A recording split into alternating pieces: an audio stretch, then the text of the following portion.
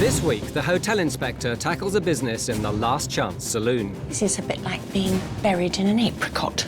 Your eyes are glazing over as I talk to you. This matters, Heidi.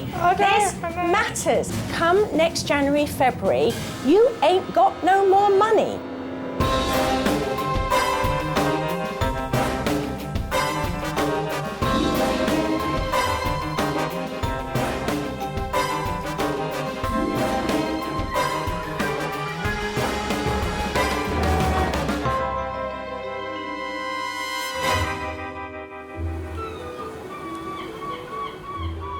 This is the Waianoki, a 33-bedroom Victorian hotel in Eastbourne.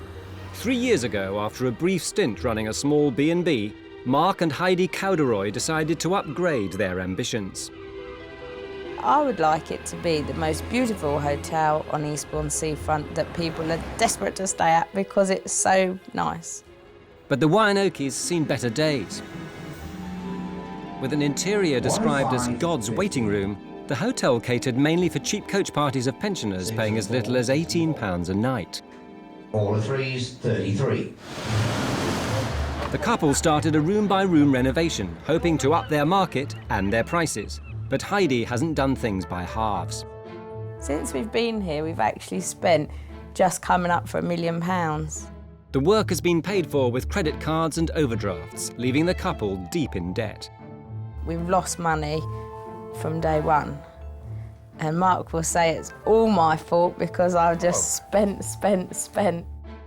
Until all the rooms are renovated, Mark and Heidi are resigned to trading their £1 million rooms for next to nothing. Here's a song you may remember.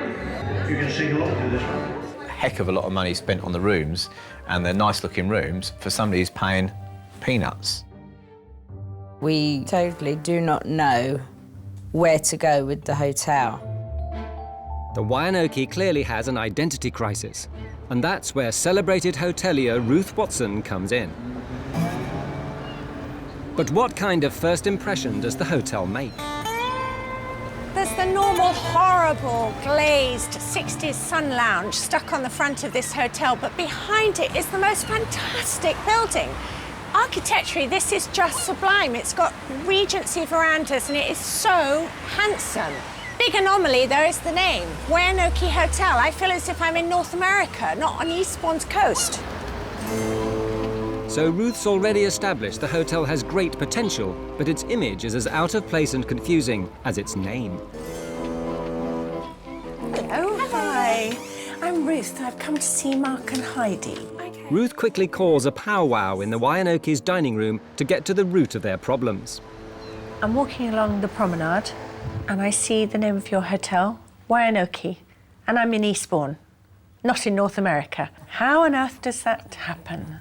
It's Red Indian for something like Little House by the Sea or Hut by the Stream or something like that, and it's horrendous. Is it Waianoki?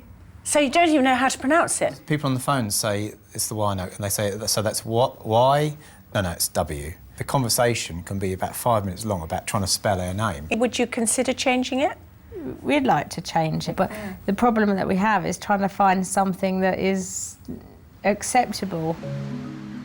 Mark and Heidi will have to make sure the hotel has the right image if they're to appeal to a more affluent clientele. And time is of the essence, as the Waianoki's already left them deeply in the red. Financially, you've got a mortgage and you're trying to do the rooms up. Yes. Out of profit, and you're not making any profit. No. At the moment, we're just very, very extended in overdraft situation. It's very dispiriting, struggling in that fashion. That's what we argue about more than anything else. Yes. Yeah. Would it be fair to say that this business of having coach parties is not the solution? Yes, I suppose. Yeah, I think that's the nitty-gritty. Despite their crippling debts, Mark and Heidi seem hesitant about losing the coach parties altogether. Ruth needs to investigate further before she can come up with a plan to stop the rot.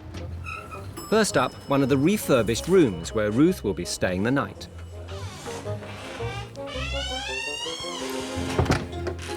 Well, apart from the squeaky door, blow me down. Who would have thought it? And I come up in a cruddy lift and horrible carpets on the landing and the stairs, and I'm suddenly in this fabulous room. It's a delight. Really, really freshly painted.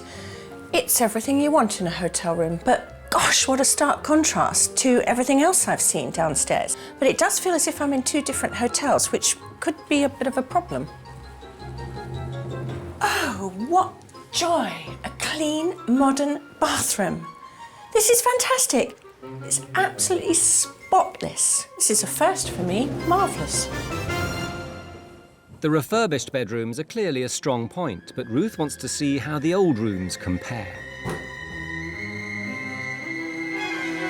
My word, how this room is in such sharp contrast to the ones Heidi's done up. I mean, we've got paintwork behind the radiator where you can see the old wallpaper showing. It is very, very grim. The whole thing is such a shame because there are two different businesses trading in this one building and it's very confusing. Having seen the before and after, Ruth heads to the second floor to check out a work in progress. Room 17 is in mid-revamp. Heidi plans to steal a section of the existing bedroom to form a new ensuite. My first question is, what on earth are they doing? They seem to be taking a chunk out in the corner to make an internal bathroom, which completely flies in the face of what they should be doing because nowadays everyone's looking for bigger bathrooms. Have they actually thought this through? Everything conspires to tell me that no, they haven't. The sun sets on day one of Ruth's inspection. But how will Mark and Heidi deal with her straight shooting in the cold light of day? Your eyes are glazing over as I talk to you. I don't think Mark always knows what you're doing. I'm not sure you know what he's doing. This matters, Heidi. This matters. This is the Waianoki in Eastbourne, a 33-bed hotel that's going south and has driven its owners to the brink. Number 6. For many years, the hotels cater to low-paying coach parties, but Mark and Heidi Cowderoy are desperate to take their beloved hotel upmarket. We haven't made any profit since we've been here. We've lost money from day one. And Mark will say it's all my fault because I've just spent. Unrestrained spending has seen over £1 million invested in a partial refurbishment, and terrifying debts have been racked up. Enter Ruth Watson. Last night, as part of her inspection, Ruth stayed at the hotel. This morning, Heidi's up early, concerned about her VIP guest. Having Ruth stay in the hotel is a very, very daunting experience. And today I'm thinking, oh my God, why are we doing it? Ruth's up and about, continuing her inspection in the hotel's pastel-toned TV lounge. This is a bit like being buried in an apricot. I'm cacking it. This must be a legacy from either the previous owner or Heidi and Mark are more insane than I give them credit for. It's a little token gesture for the name of Waianoki. Next, Ruth heads to the hotel's dining room to sample the Waianoki breakfast. Oh, good morning. Hello. Hi. Take you to table 11. Yes, thank you. Oh, the menu's very short and sweet. Basically, cereal, juice, and then eggs any way you like, sausage, baked beans, and tomato and bacon. No messing. If Mark and Heidi want to take the Waianoki upmarket, the quality of their breakfast will need to reflect that. Thank you. Oh, thank you very much. Would you like any sauce or anything? No, that's fine, thank you. Thank you. This is a slightly pitiful-looking breakfast, but if I was getting this as part of a £20 a night deal, then I could hardly complain about it. It's a terrible, terrible sausage. The skin has got more going on than the insides. Not good. Egg, it's okay, it's fine. It's okay, you know, it's a meagre little costed breakfast to go with a very small tariff. If they want to upgrade this, then this whole thing has got to have just so much more feeling of indulgence about it. With the hotel's dual personality in evidence, even at the breakfast table, Ruth heads to reception to offer Heidi some food for thought. Morning, Ruth. I thought I'd just come and see your little empire here, which looks completely chaotic to me. Are there two people in your head, Heidi? Because this looks to me like a mess. There is a definite for the show for the guests and another side, yes. This might be very simplistic, but I don't know how you can work efficiently. It is something that we're working on, and Mark's very negative about it all at the moment because it's going to cost a bit of money getting some shells. Yeah, and no, bits but look, and being pieces. tidy doesn't cost money. I'd love to see you clear this up. If somebody comes in and it looks a mess, they assume that everything's a mess. Yeah. And actually, that isn't the case. I mean, you run a really, tight ship, and this is giving the wrong impression. OK. She's straight to the point, says it as it is. I'm a bit more worried about people's reactions and I'm a bit more cautious of how to tread, whereas if Ruth just goes, pow! Ruth tracks Mark down to the basement bar to find out who holds the Wyanoke's purse strings.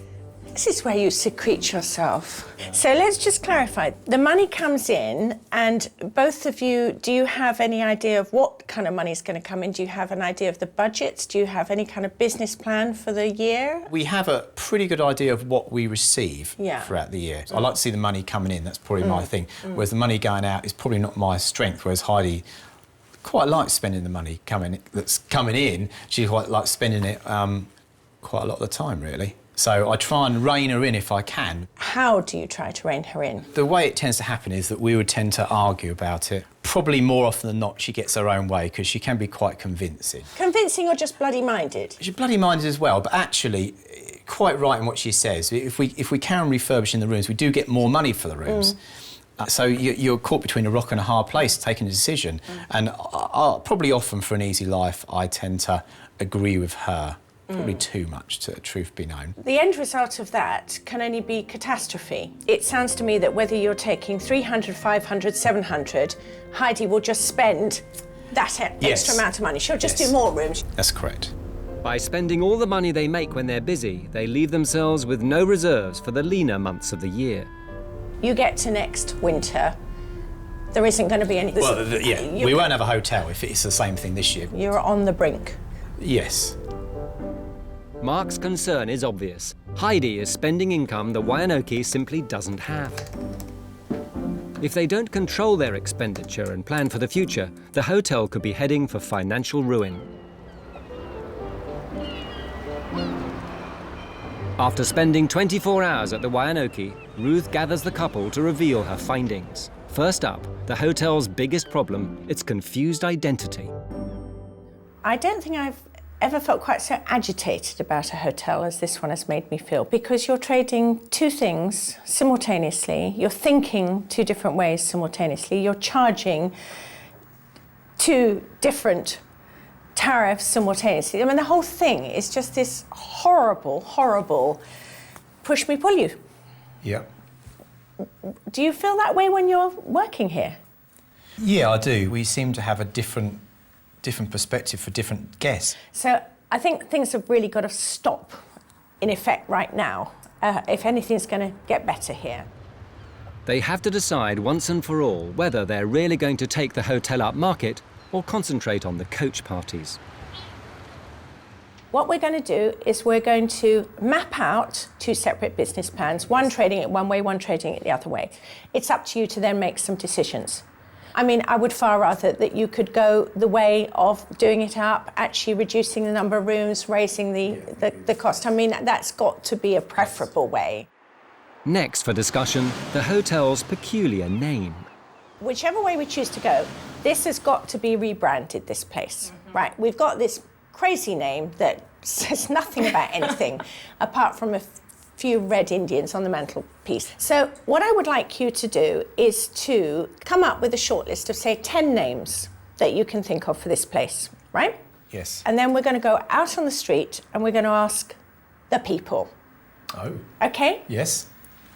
And we'll see what they think is going to be a good name for this place, because everyone's going to have an opinion. Finally, it's time for Mark and Heidi to confront their wanton spending. Where I'm thinking is that the boring bit, but the necessary bit, is we've got to talk about the finances. Mark, you've told me that your beloved wife likes spending money and that sometimes you put the kibosh on it, but more often than not, she gets her way. Yep. I don't think Mark always knows what you're doing. I'm not sure you know what he's doing all the time. And I'm not sure, in fact, I'm bloody certain that together you don't know what you're doing half the time. I want you to talk together. I'd actually even like to suggest that maybe once a month you have a proper meeting together where you take the morning, go out, have coffee, do whatever, and sit over a table and actually talk about how the business is going together. Whichever way they decide to take the hotel, Ruth wants them to come up with a budget and stick to it. But her comments don't seem to be getting the response she'd like. I'm asking you to be aware and to understand that if you have X coming in and you have X amount of overhead, you have X amount to spend, and you cannot spend more than that. It's quite simple. Your eyes are glazing over as I talk to you. No. It matters, Heidi. This matters. Yeah. It's not, I mean, you know, we're talking real stuff here. It might be on paper, the figures, but the reality is that come next January, February, you ain't got no more money. What do you do? No, I agree. Totally agree. Heidi and Mark are working so hard here and they're full of enthusiasm for Waianoki, but the fact is they don't know where they're going. And what I really would like to see is Heidi's eyes stop glazing over the minute we talk about finances. It matters that they have a coherent business plan that they stick to. If they don't actually keep a tight cross on things and if they don't know where they're going, then actually this is all going to come asunder, whether it's called Waianoki or not.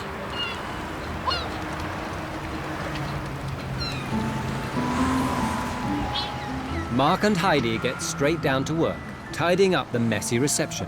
But Ruth's ticking off hasn't gone down too well. I hate being told what to do. Tidy your desk, tidy your bedroom. It's just horrible, isn't it? It was a little bit like being back at home and having your mum nagging you. But Heidi is feeling more enthusiastic about dropping her coach clientele. I think it would take a bit of getting used to not having coaches in and just dealing with private guests. I think it'd be, you know, nice to go down a new route and have a new challenge. And I can't wait till all the rooms are fantastic. And you just can't do that with the coaches. Sometimes I think I'm your skivvy, you know. Look, if you ain't going to help, bugger off. You going to help me? I might bugger off.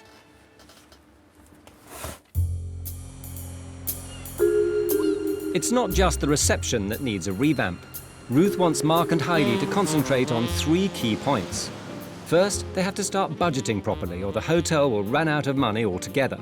No more wanton spending from Heidi. Second, she wants them to lose the Native American name and statues, replacing them both with something more fitting and aspirational. Here is your first number. 8 and 9, 89. Finally, they'll have to stop running 2 hotels under one roof. On her next visit, Ruth will provide them with 2 financial forecasts for the year ahead, so Mark and Heidi can choose the most profitable path. So the massive prize of £6 divided by 2 is how much, Heidi? £3. £3. Waving goodbye to yet another coach party has brought home to Mark and Heidi how critical the situation is. We had 39 guests in.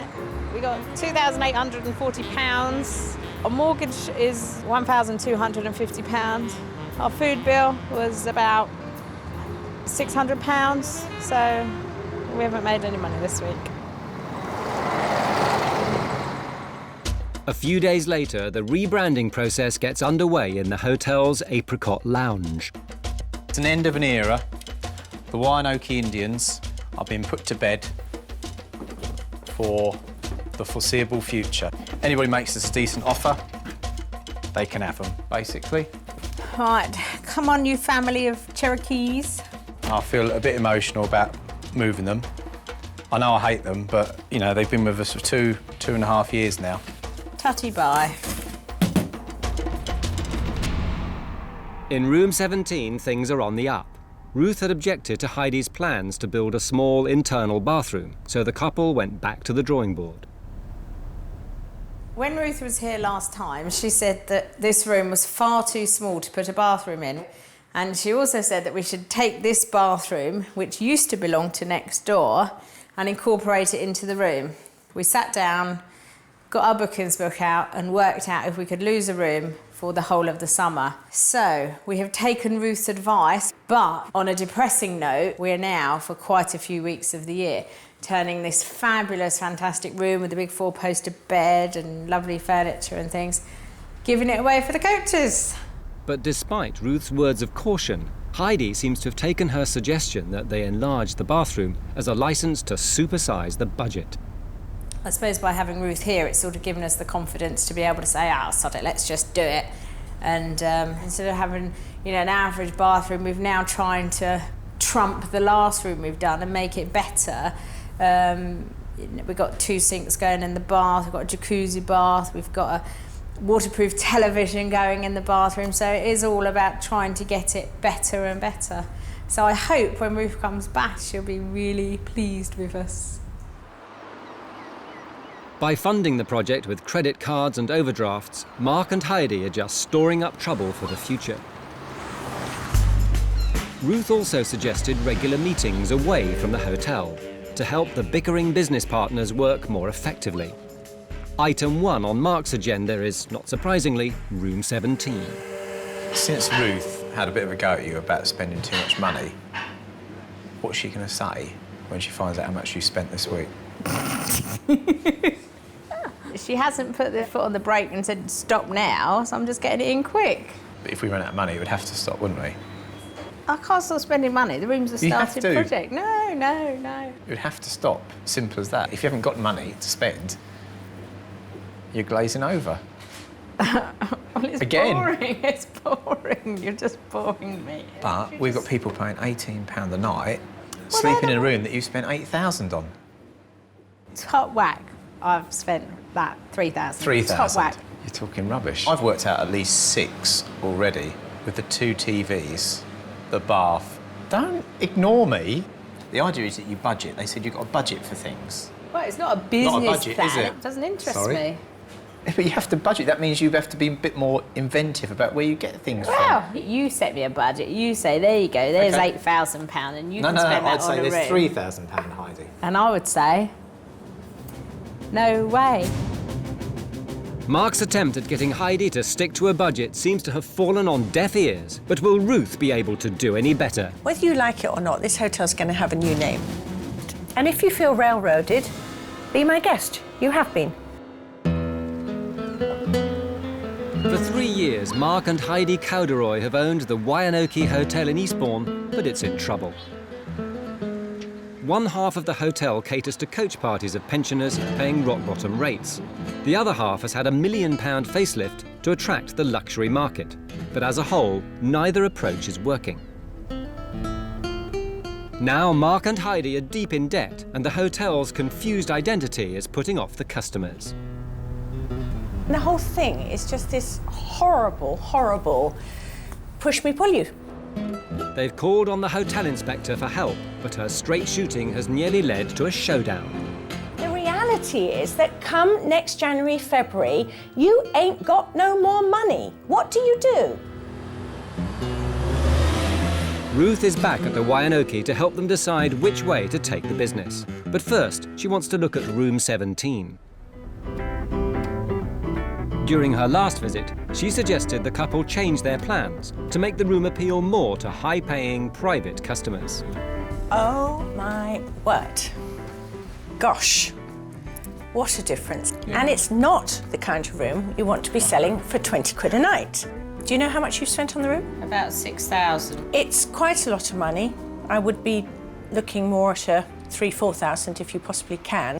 The point is that this room, in any hotel, you could be looking at £120, £130 a night bed and breakfast. And that has got to be, something like 4 times, 5 times what you'd get for a coach party. Yeah. Think about it. Whole 5 days of coach party compared to one night. Yep. Just one night's laundry, one breakfast food. I mean, it would break my heart to give this away for 25 quid a night. However, what really bothers me is there's no budget to begin with, and even if there was, the likelihood is you'd overspend it. And I think that's somewhere where we've really got to tighten up, because I am looking at something in here that looks extremely expensive. Yeah. Bath don't look cheap from where I'm standing. Jacuzzi with lights. With lights? Yeah, that's nice. The whole suite, the toilet, the sink and the bath, was £800. And this is presumably a water-resistant plasma screen of some description. Yes. It is. £600. £600 for television. So we're looking at a bathroom which is about £2,000. Yes. That's a jolly expensive bathroom by any measure. With the cost of the new room adding to the couple's overdraft, making a decision about the hotel's future is more vital than ever. We have a claim on 2 and 8. Since her last visit, Ruth's been doing her homework, putting together 2 business plans. Her first projection shows how much money the couple would make in the next year if they stop refurbishments and concentrate on low-paying coach parties. Although you're likely to turn over nigh on £300,000, by the time we take out your mortgage repayments, the expenses, the food, the wages, all the costs, you're making a loss of about £1,000. It's before you spend any more money on curtains. Not good, is it?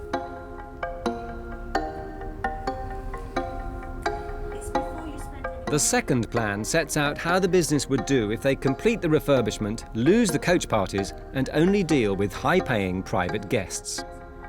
The revised net profit, instead of a loss of nearly £1,000, is £60,000 profit. It is a massive risk, though. You'd have to basically start again with your whole guest base. But I think you should be sort of starting again. And I know it seems very scary, but It does. you're trading so madly at the moment because you're constantly improving the product, you're improving the rooms, you're spending a fortune on the rooms, but you're still saying, on the other hand, I'm going to get all the cheapskates in who are going to pay me nothing for this. I mean, if you want to do that, Heidi, stop doing anything to this hotel.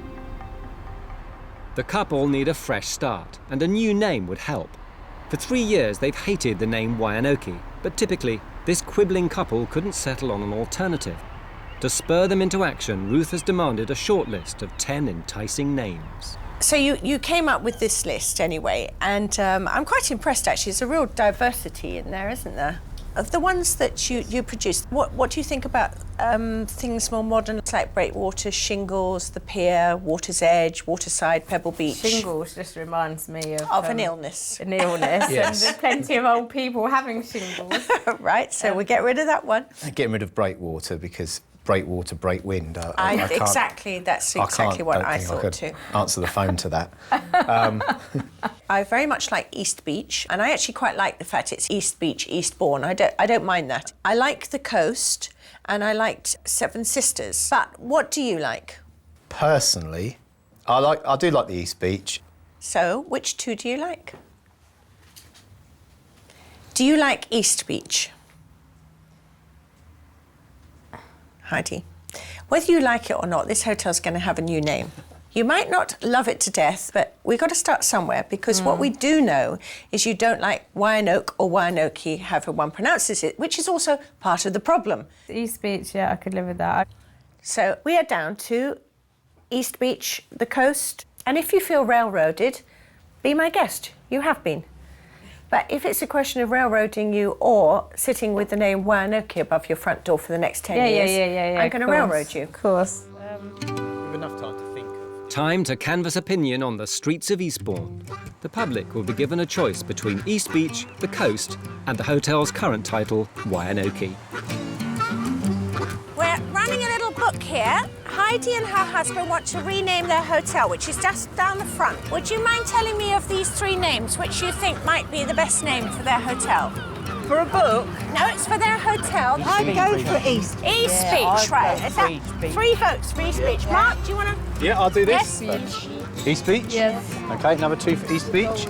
The coast is a better name, I reckon. I'll go with the one that's top one. I'll go with the coast. Yeah. I'd say East Beach. You like East Beach? Yeah. I think East Beach. Waianoki, I think you'd have trouble remembering. Yes. I think the coast is quite traditional. It's quite nice. The competition between the coast and the East Beach is close, but the unpronounceable Waianoki trails far behind. Waianoki, we have 1 vote. 1 vote.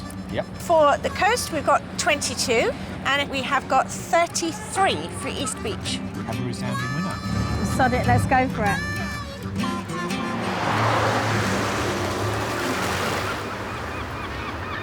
So, East Beach it is, and the new name means there's a chance to rebrand the hotel and get some publicity.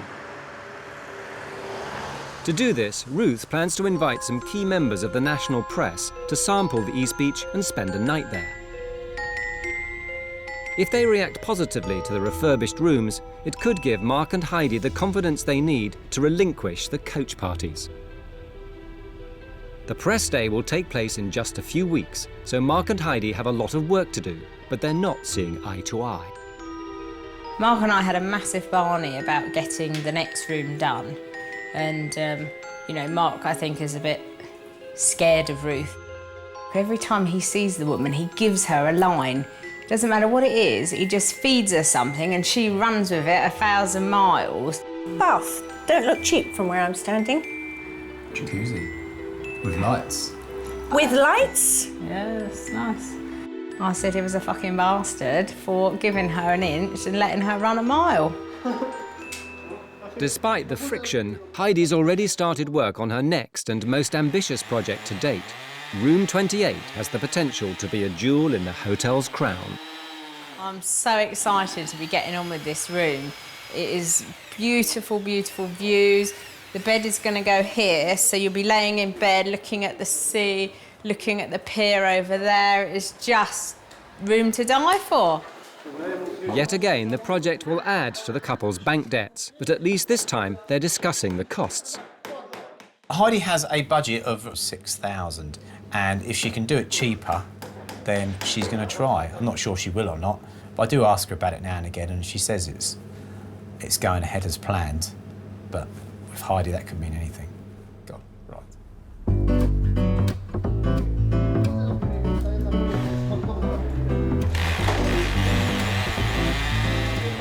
It remains to be seen if Heidi will be able to keep to the £6,000 budget Mark believes they can afford. 2 weeks later, and the hard work on rebranding the hotel is almost complete. The once confused Waianoki has finally been transformed into the modern East Beach. There's a new sign over the door, complete with a stylish new logo. The Victorian building has had a fresh coat of paint and now looks crisp and clean.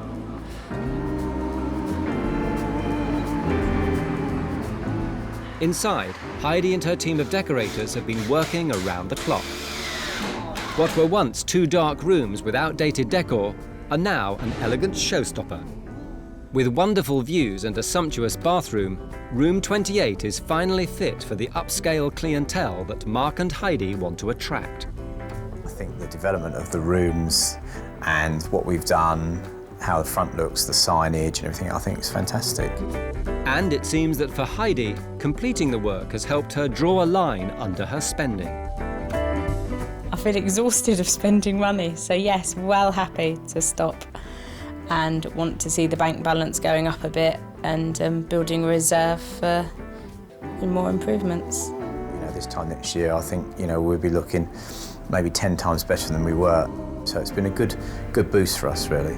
But weeks of being told to budget responsibly and all the hard work of finishing the rooms has left Heidi feeling a little fragile. Do a bit of spring. It's a bit like the 3 people in a marriage, you know, that sort of thing. It has been a little bit, you know, Mark and Ruth have thought this and Heidi's thought this, and I have felt a bit ganged up on at times, which I really hate because that's not being in control and being able to have control. The day of the press launch has finally arrived. For the past 3 months, Mark and Heidi have been working with Ruth to improve their failing fortunes. They've been up since 5 a.m. getting ready for the imminent arrival of their special guests. I'm feeling sick. And I'm feeling very sick because it's totally out of control. You know, what is going on in their heads, what they're thinking, what they write about, how their perception of it all. And having no control over it is horrible. Ruth has invited travel writers from a variety of national publications, including Which magazine and the Independent newspaper. Good reviews could help the business, but the couple can't control what the journalists write. The impressions that we create for them is obviously very important, because if they say we're crap, then obviously no one's going to come here. So then you're going back to coaches. So, you know, hopefully they really like the rooms they're going into, and hopefully they like us and what Eastbourne has got to offer.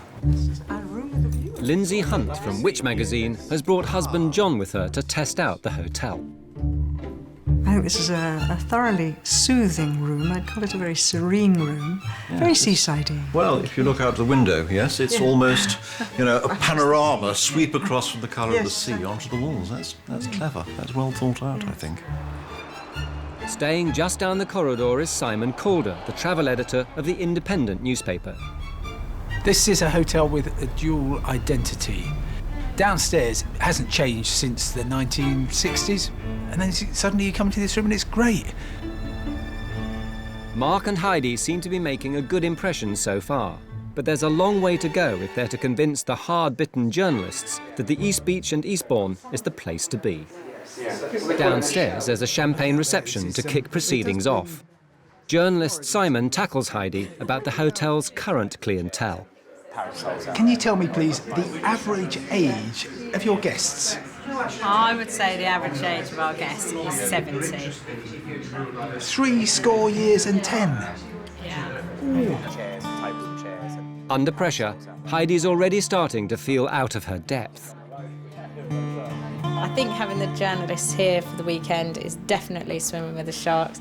I think it's awful. Put ourselves through absolute hell trying to get everything with the rooms ready, everything ready. They don't ever switch off, do they? And it is perception, their perception of your product. And I don't like it at all because there's no control. Feeling the strain, Heidi heads off on a whistle-stop tour of the region with the visiting journalists. The Eastbourne tourism team had arranged to take them paragliding, but poor weather has forced them into more down-to-earth activities. Meanwhile, Mark is manning the desk at the East Beach, awaiting Ruth's return. She's keen to inspect the newly refurbished Room 28. Mark had set Heidi a budget of £6,000, but the room actually cost £8,000. Will Ruth think it was money well spent? This is just stupendously better, isn't it? So it's you wouldn't even know it was the same hotel. No, we're really, really proud of it. We're really proud of it. It's worked out just exactly as we wanted. To do this actually kind of probably makes all the work you've done this year worthwhile, because I think this is just sensational. Oh. So what is the total investment in this bathroom with the tiles and the shower and the plasma screen and the jacuzzi? Round about the 2,000, maybe a little bit less. I really, really would hate for you to be spending £2,000 on bathrooms in general. I think that to be doing that on one or two very, very key rooms is perhaps permissible. Yep. So can you assure me that after this last splurge of expenditure, you're going to put the mockers on it all until next year when you know how much you've made? Yeah, I think I'm well aware of the fact, and I know Heidi is as well. But getting Ruth's approval is only half the battle. Mark and Heidi still have to get through the rest of the press weekend. Is the strain starting to take its toll? For over 3 years, Mark and Heidi Cowderoy have been running a hotel with a dual identity and heavy debts that have been weighing them down.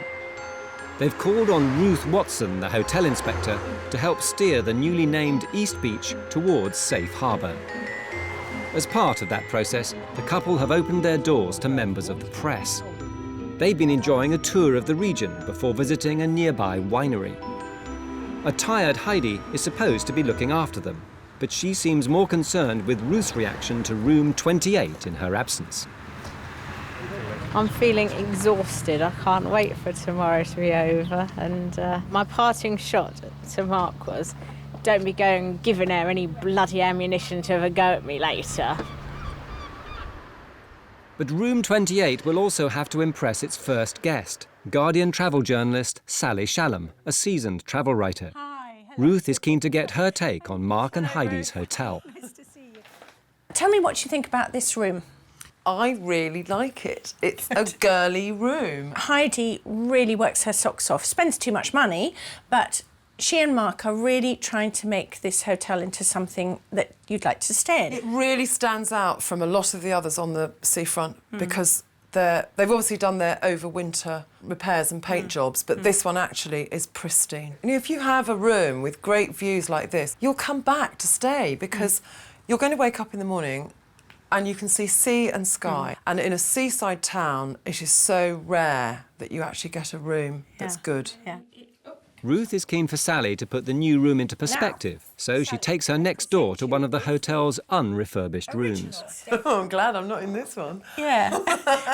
and this came with the coach trade, which brings in lots of people, but a very small amount of money. You cannot then sell those rooms to people only paying 20, 25 quid a night. No, of course not. That's mad.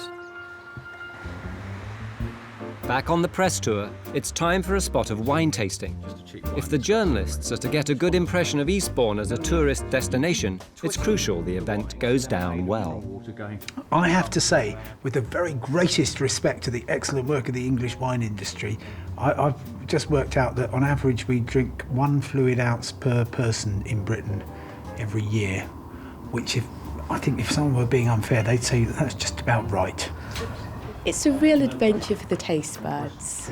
Although I think it's a cracking good idea to have an English wine industry again, I have to say I'm a bit disappointed. Whether or not it's a genuine case of in vino veritas, for Heidi, the journalist's critical comments and the strain of the past few weeks are too much to take.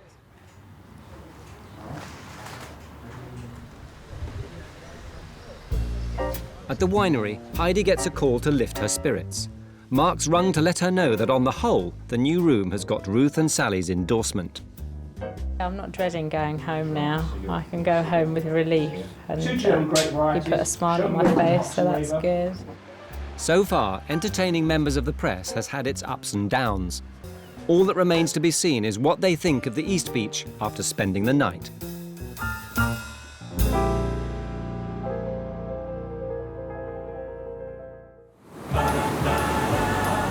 The following morning, the sun is shining on Eastbourne, and Ruth is eager to find out how the East Beach has fared. Yeah, I think they have to go upmarket, but gently and gradually, and they have to just take it steady. Don't spend all this ludicrous amount on things that are not essential, really. Right. Music to my ears. Yeah. What does Simon Calder think that the future holds for the East Beach?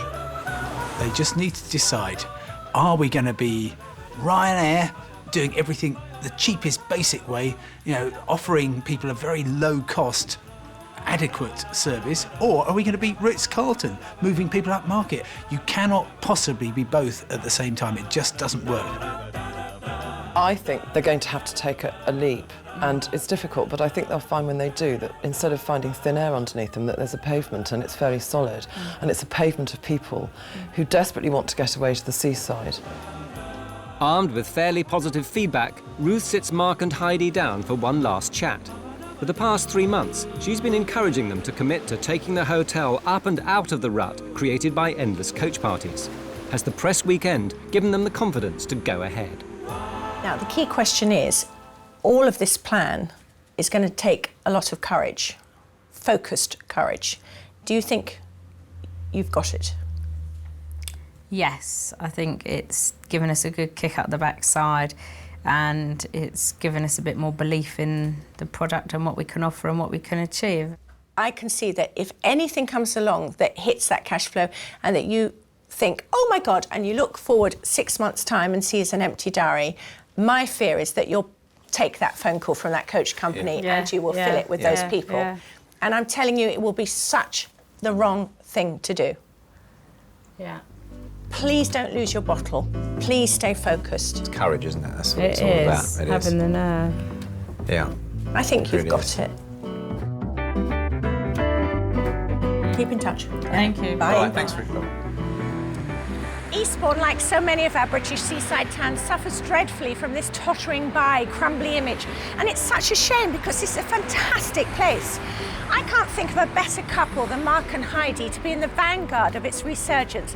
They deserve such success for really being convinced that Eastbourne deserves a good hotel. And I think if they can focus, keep the purse strings closely shut until such time as they can really carry on with this refurbishment, then they're going to have an enormous success here. I really hope so. They deserve it.